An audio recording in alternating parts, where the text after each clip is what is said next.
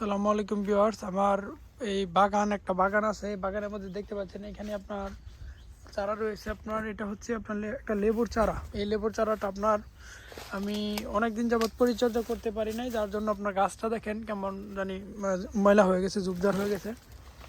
তো এটা আমি করব কি, এই যে চারাটা দেখেন খুবই সবল একটা সুন্দর চারা। এটা হচ্ছে খুব আপনার ভালো ধরনের লেবু ধরে, এটাতে খুব বড় বড় কাজলি লেবু সম্ভবত বলে ওইটা দোয়ারে আর কি। তো এটা পরিচর্যা করা হয় না, হ্যাঁ, চারপাশে দেখেন ময়লা আবর্জনা জমি আছে। তো এটা আজকে আমি পরিচর্যা করব।